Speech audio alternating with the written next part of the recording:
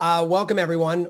This is Keith Kaplan and Rob Master, as we've been introduced. And this is a little coffee talk for he and I. Just to sort of level set this, we've been buddies for a long time. I've watched him grow in this industry in an incredible fashion, and our paths have crossed often. And for us, it's just, we're going to take some time to just talk about out of home and advertising and Unilever and make some good use of like the 20 minutes we've been given. So first off, thanks. I appreciate you doing this, and I'm happy to be doing it with you.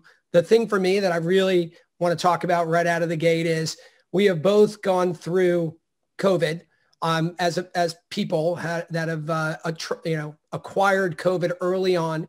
We have both fought through it, thank God. And there's been some craziness around us. And I think the good thing is, we've all been super productive from home. We've been trying to do really good things for our families and friends and people that we work with. And this is a moment for us to sort of just sit back and talk about media and advertising. And that feels really good. So I just want to throw it at you and say, listen, we had a moment a couple of years ago in Cannes. We had a lunch. You had 12 minutes to spend with me before your next 57 meetings. And the one thing we talked about was media and growth and doing really cool things and different things. And one of the things we talked about was digital out of home. So we're going to get to that, why we sort of have this conversation today. But I just want to make sure everyone understands that you went to Wisconsin. I went to Syracuse. Yeah. You're red. I'm orange. We've respected that from the beginning. And I see the cup. I brought something just in case you didn't recognize the Syracuse. But for me, it's important that you have always been an incredible asset. You've always shared your thoughts. You've always been very honest about what you feel and Unilever, and you've also put yourself on the consumer side. So one of the things that I laughed about last night, I went through my bathroom and I have 18 Unilever products. And I'm going to be honest with you, I didn't know like 6 of them were Unilever. Does that happen often to a lot of people? It's funny. It actually does. I think we're one of the largest companies people don't know. Of course, they know all of our brands from Dove and Ben& Jerry's to Degree and Suave and Klondike. But actually, it's interesting. We're in the midst of really changing that because consumers really care about the companies who make the brands that they know and love. And so we're in the midst right now of launching a whole campaign around Unilever and getting people to familiarize themselves with the brand and kind of the house of brands that sits underneath Unilever. You did some really incredible work during the really tough times of COVID. Early on, you were trying to get some messaging out there. You were trying to encourage frontline workers. How are you guys able to do that remotely? How are you able to pull your think tank together to do better things for the world? Yeah, I think it actually speaks to the acceleration of a number of things we were trying to do around kind of this agile ways of working and thinking. And so it's amazing how the organization, and not just the Unilever organization, but all of our agency partners, our media partners, how they all rallied around the moment. And I think that was really it was amazing to see because we've been talking a lot about new ways of working, new ideas, how to connect. And I think the early COVID, I think really forced us into all these PowerPoints and workshops we were doing to actually do it.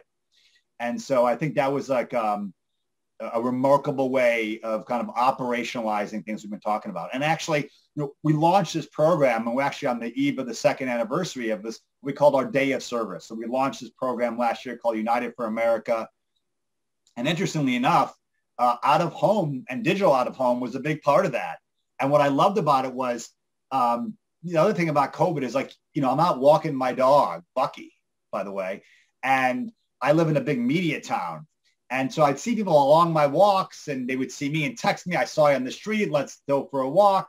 And I saw someone from Clear Channel. And so he texted me, we got to get together. We have a couple things working. And so within a couple text messages, we were partnering with them on part of launching our Day of Service and our United for America program. And what's amazing about it, and this is really what opened my eyes around kind of the digital out of home and the opportunities, which I think actually started when we had that lunch in Cannes, was this specific experience where we gave him creative. We gave the Clear Channel team creative at 10 a.m.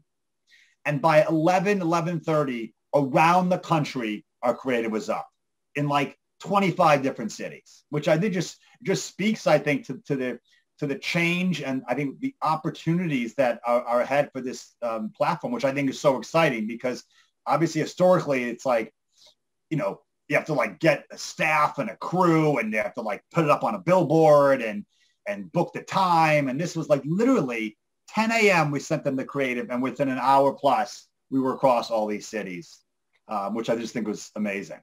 Listen, those kind of testimonials are so important to the industry because the two things that go along with out of home are too expensive and too hard to buy, right? Those are sort of the legacy issues we run through. And one of the things that I think is super important is when you guys were in Cannes, reference back to Cannes, because we'll be there again someday, it was all about purpose. And I remember someone on sort of the management team said, if it doesn't have a purpose, it won't exist inside our portfolio.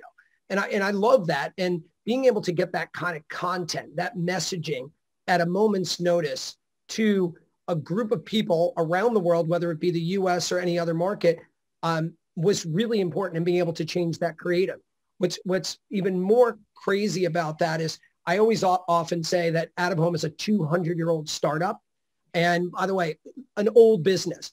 But because of digitization over the last 5 years, the business has taken a completely different turn, right? So it's not as hard to buy and it's not expensive when bought on a CPM. So one of the things that I know a lot of people, I'm sure, seeing this is how do we enter the world in the future on media mix modeling? Like how do we get our fair look, our fair share of because we have an audience, right? And it's all about audience, right time, right place, right creative. You do that really well with all your other mediums. How do we do and make this easier for you guys? Yeah, I think, so actually just referencing back, so our CEO, Alan Job, said, every brand at Unilever needs to have a purpose. And, every brand's in a different stage in developing that purpose. He was very clear. It was almost like a shout out to our brand community. If you can't find a purpose, then we will find you kind of a new home.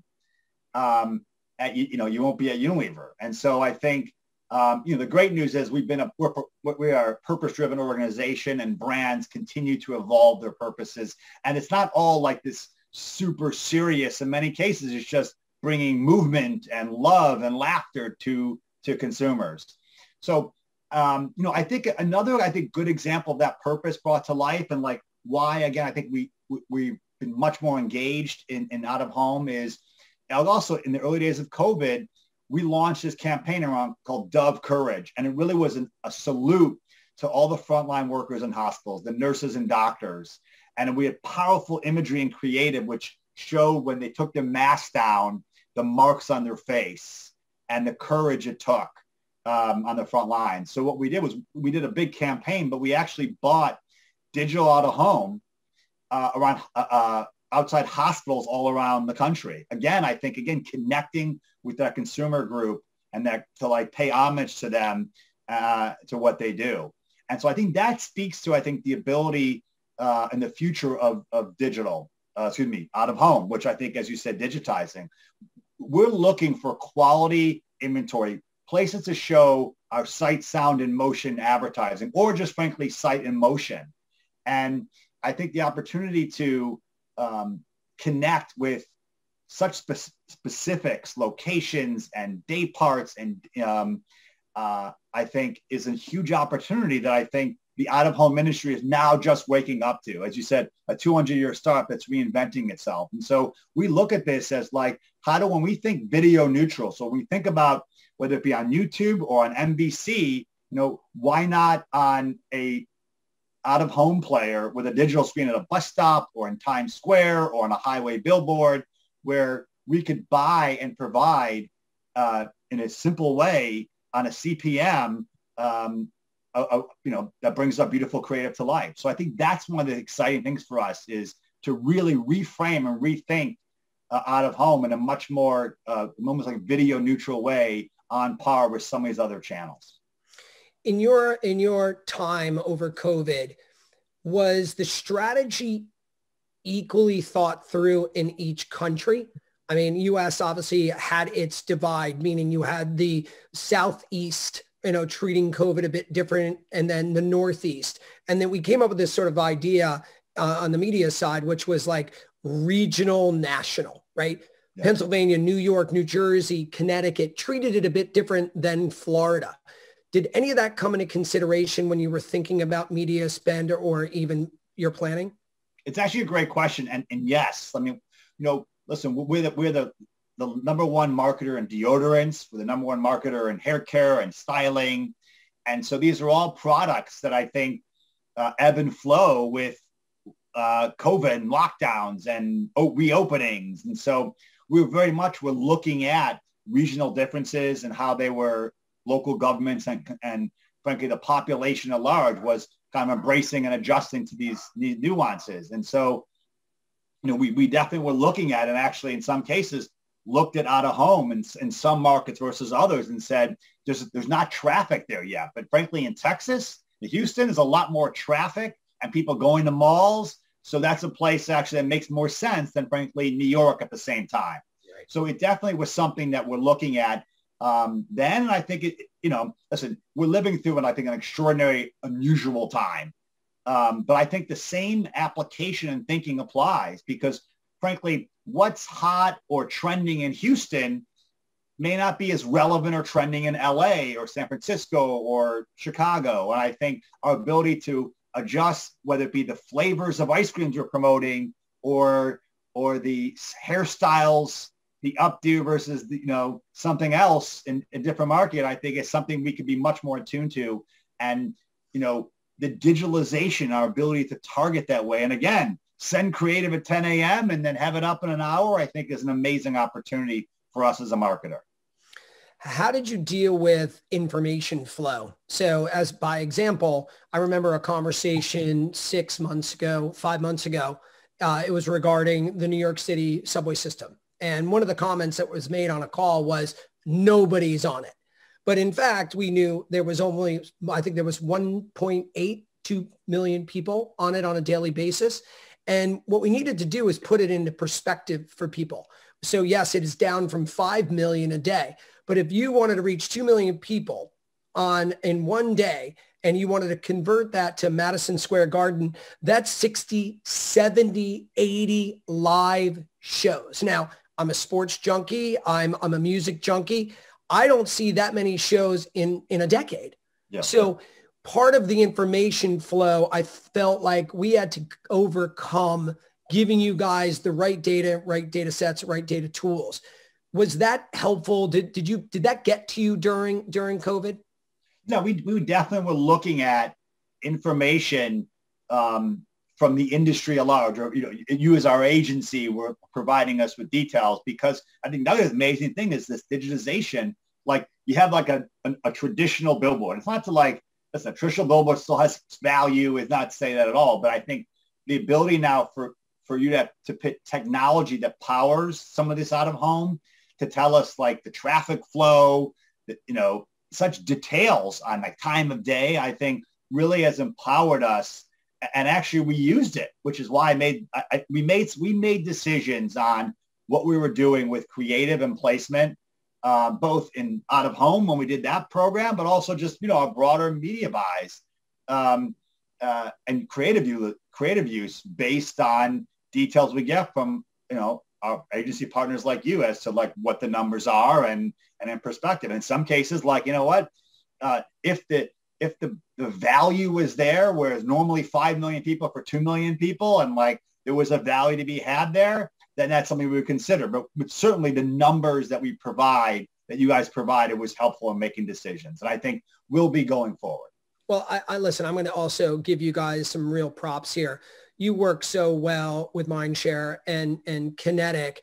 Kinetic powers the out-of-home intelligence, right? So here we sit as an expert inside with Mindshare, who's really close with you guys. Yeah. And they didn't stop putting good demands on all of us, and we didn't put it on ourselves to not show up with new information, correct information.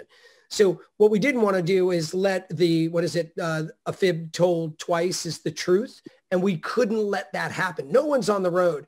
I was taking conference calls from the overpass of 95 outside of Connecticut. And all of a sudden people were like, wow, no one's on the road. I'm like, really? Look down. There's like 25,000 cars, right? Yeah. So we didn't know where people were going. We just knew that there was a lot of traffic. One of the things that you said to me a couple of years ago, we had a meeting and I sort of said, hey, I just need you to understand out of home. There wasn't anything specific about it. And you said to me, I didn't know this all had evolved, right? Because you have other things to do, your life and your business and your clients and your products and the 18 brands in my house. How do we get you and your team the right information that we just don't crush you? Like, how do we make sure that the agencies do their job with their agency partners, right? Because if they're not vendors, they're partners for us. And they do a lot of really cool stuff out there. It's hard. It's hard for you. It just never stops pouring on you. Yeah. How do we do a better job? So I think part of it is the reframe of the platform and the medium. And you hit on some of this before around one, the digitization of it, I think, and what that technology affords. Again, I think about reframing for us. Just this is a moving image. There's sight in motion, and sight in motion is very valuable. And then you overlay all the contextual details that now you could provide, and like the smart technology, I think is very powerful. So I think it's incumbent upon the industry at large to reframe the medium for both clients, but more importantly, I think the agency community, the planners. So when people are talking about video, why not throw this into the mix? As long as it's like we can be accountable and it's auditable, I think there's no reason why this like out of home should not be in the mix for that. And so that's some of the suggestions. I also think like the ease for which to buy. I think that's always been like, again, for me, we had that conversation, and again, you helped simplify, that conversation. And I recognize the ability to sit down with someone for 15 minutes and just give them the rundown is not easy in a world of like thousands of emails, et cetera. So I think working through the agency system on here's the reframe, and that includes how to buy it. And I think oftentimes the pricing models have changed. I think there's a lot of like nuts and bolts that can be reframed to make this a lot easier to digest. And it's funny, actually, I'm reflecting on like, and I sometimes forget that you're at Kinetic. Like how did Cappy end up at Kinetic? Like what brought you to out of home? Obviously, maybe it's like all the above over the last 15, 16 minutes of conversation, but like, where did that come from for you? I'm going to say, about 15 and a half minutes of that is exactly why I did it. There was a moment in time, I had been in out of home a few times, but I went digital. And I think it was 1999. My father-in-law said, don't do it. This internet thing's not going to work. Of course, I did it immediately, right? Because when your father-in-law tells you, go the other direction. And for me, I really believed in out of home. The most important part, because I love the creative and I love the story. What I really fell back in love with was the ability to be able to bring it to you in a smarter way, right? And to have an effect on consumers with the right brands and the right messaging. So for me, I felt like I needed to cross the aisle, truthfully, to know where their pain points were, to be able to evaluate, to do good things for clients. And the true difference is that I'm just inside the building, right? We're forced to bring great partnerships to the table to be able to expand on that because you have a plan. And that plan is created with the agency. And here's a strategy. And we have to answer it. One-offs are really cute, but they're not sustainable. It's where is the strategy that supports it? So for me, it's I needed to get to this side. I couldn't be happier. It's been nothing but good and crazy. The crazy part is I'm still in lockdown with restrictions in 6 of my countries, right? We were seeing so much happening in the US and so much happening with the UK, even with the thought of truly opening up.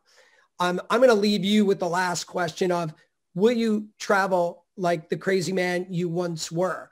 And when does that start for you? Yeah, listen, I tend not to knee-jerk reactions. I think like things aren't so linear after like this kind of cultural, like transformational moment. So I'm unclear, but I certainly will be traveling again, but I'm not here to say I'm never going to travel like I used to. I just feel like that's too linear, and I'm not sure that's the reality. Well, somehow my camera went off, and that means we're almost out of time. So listen, thank you for doing this. I'll see you soon. We'll spend our time. We will travel again. We'll get to great places, but more importantly, we thank you for your commitment to the medium, but understand that we will do better for you, and we'll make sure the consumers see the right message at the right time. And whatever you need, whenever you need it, we're here for you. Well, great seeing you, Cappy. I look forward to seeing you in person. Okay, man. You be well. Be safe. Stay healthy. Yeah, you too. Take care. Okay, thanks.